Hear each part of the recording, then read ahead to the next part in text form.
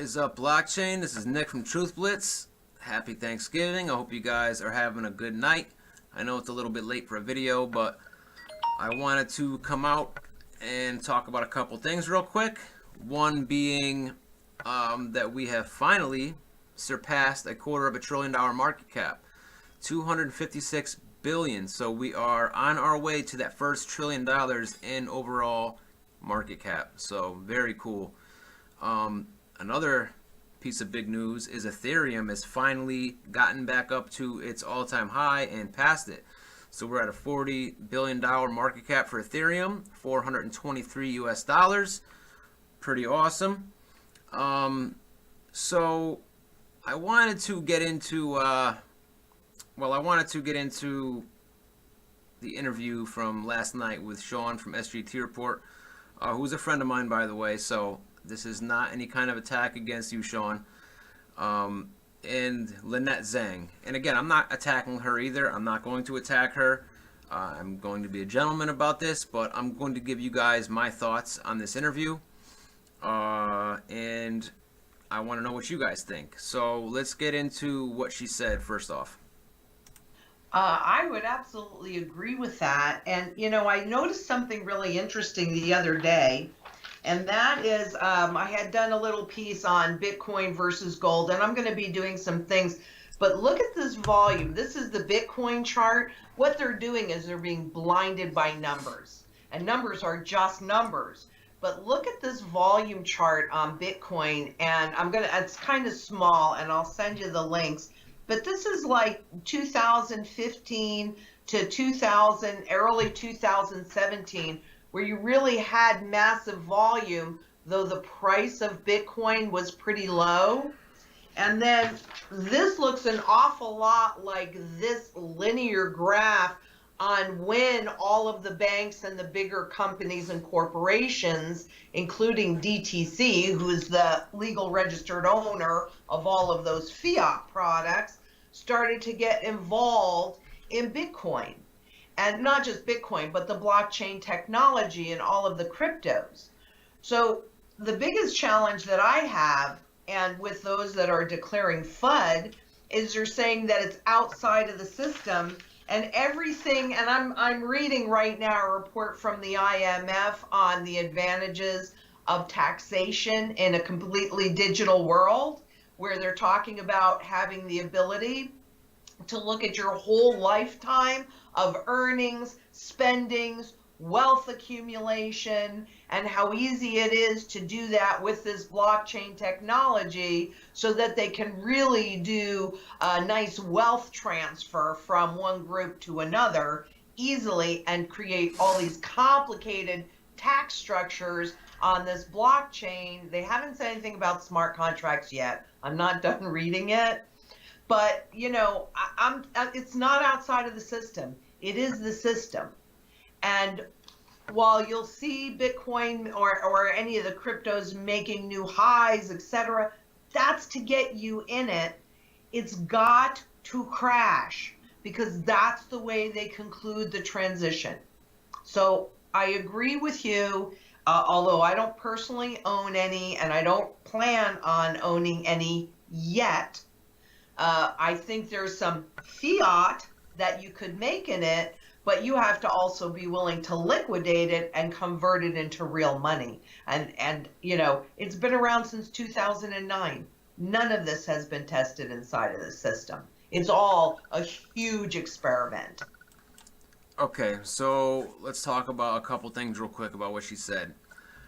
She is basically stating that the reason the volume of Bitcoin started to surge between 2015 and 2017 is all of these big institutions and banks and insurance companies and corporations all got into Bitcoin.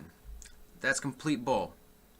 We have not seen the surge of institutional money into Bitcoin yet. It has not happened yet. Has institutional money come into Bitcoin? Yes, it has. So what she is doing is she is getting confused. What I believe she is getting confusing this with, I should say, is the Ethereum alliance, I could be wrong, but I do know that many, many big corporations, banks, insurance companies, etc., are looking at and developing blockchain technologies for their companies, because it's going to save them a shitload of money.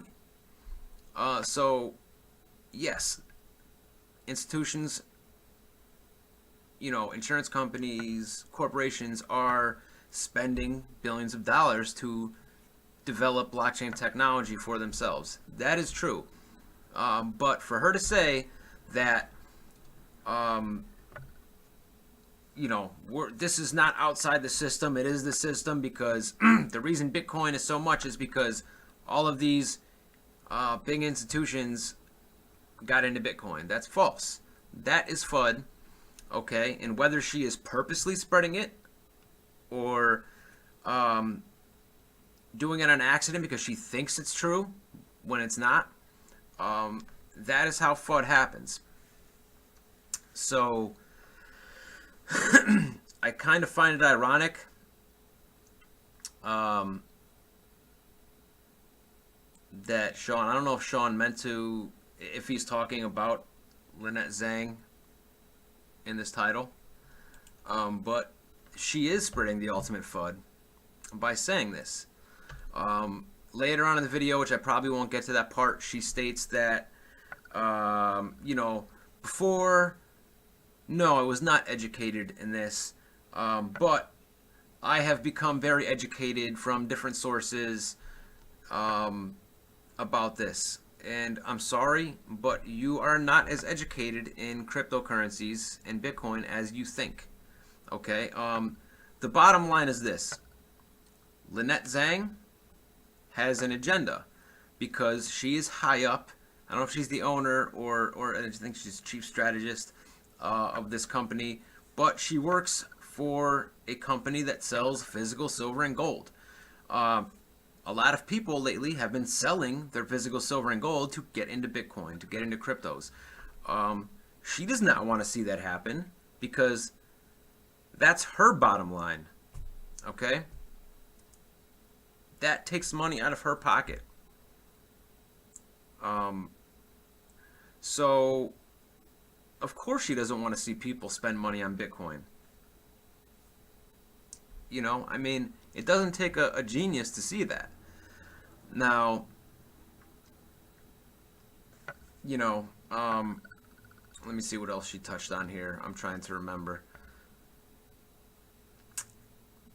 Let me just continue for a minute. Well, I think your perspective is very interesting. And I know, I'm going to get some thumbs down immediately from the Bitcoin proselytizers who don't want people to have these conversations because they say we don't understand it. Do some research is what I keep hearing from some of my friends even in the space that are Bitcoin proselytizers. And again, I own some Bitcoin. I think you should own a little bit of everything in these times of uncertainty because, hey, I'm all for getting more fiat as quickly as I can get it so I can buy more physical silver and gold. But what I don't understand is jumping solely on the crypto bandwagon and turning your back on your former principles.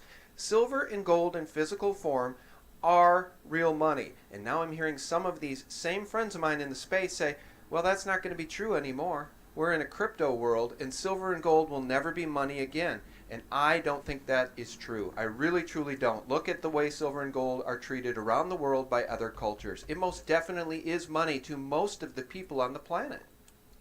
Okay, let me just talk about that comment. I don't agree with what people are saying. And I do tend to agree with Sean. I believe silver and gold are always going to hold value. I don't think it's a good idea to sell your physical silver and gold to get into Bitcoin or cryptos. And I do think you should own a little of everything. I haven't sold any of my silver. I own a very, very little bit of gold. I haven't sold that either. I'm not telling you guys what to do, but I'm telling you I wouldn't personally do that myself. This is not financial advice, like always, but so I have to agree with Sean on that. Exactly, including the central bankers, including the 1%ers. So what is it that they might have the ability to know that you don't know, because we can go back 6,000 years and see the performance of gold during crisis. We can't go back 10 years and see the performance of cryptos during crisis because they're not real. So, I mean, it kind of makes me question where people were really coming from in their conviction. Because if this is about money, if it's about a money standard shift, every single time people say this time it's different, and frankly, it never is different. Yes, the technology is more advanced, and yes, there are some advantages to the normal person with this, but there's huge advantages to the corporations. They're not spending all that time and those billions and trillions of dollars on developing all of these blockchain technologies to support their goals. And the smart contracts, really, have they read a smart contract? And you brought something else up, is that they say you don't understand. Well, in the beginning of my quest in Here this, it is right here. right, I didn't understand. But I read about it daily. I read from all different areas, not just one little narrow supporting crypto areas, but I want to know what the IMF and the central bankers have in mind for us, because they're not going to give up their power easily, and they've had a money monopoly forever. And so what I think that those that are declaring FUD is that they don't understand and they are not paying attention to exactly what these central bankers have in mind. All right. My thoughts on that. I'd like to know where she is reading this, because if this was some big conspiracy to basically, carry out this big wealth transfer, they're not going to show us their hand. They're not going to publish documents for the world to read, to let us know what they're doing, in my opinion. I could be wrong on that, but I'd like to see these documents that she's talking about. And she says, have you ever read a smart contract?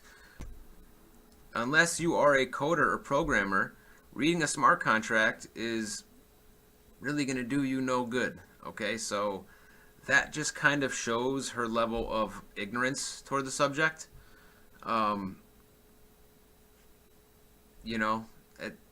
It is what it is. But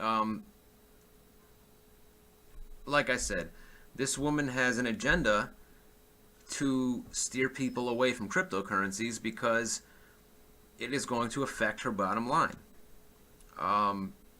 Anyway, I'm not going to drag this on too long. I just wanted to bring this to you guys. I want to know what you guys think. Leave a comment. Tell me what you guys think about this. I will leave a link to this interview in the description. No offense to you, Sean. This is not in any way meant to be negative toward you. I know, Sean, like I said, Sean's a friend of mine. Sean is not anti-crypto whatsoever. And I know that firsthand. So anyway, guys, follow me on Twitter @TruthblitsMedia, and I'll see you guys in the next video.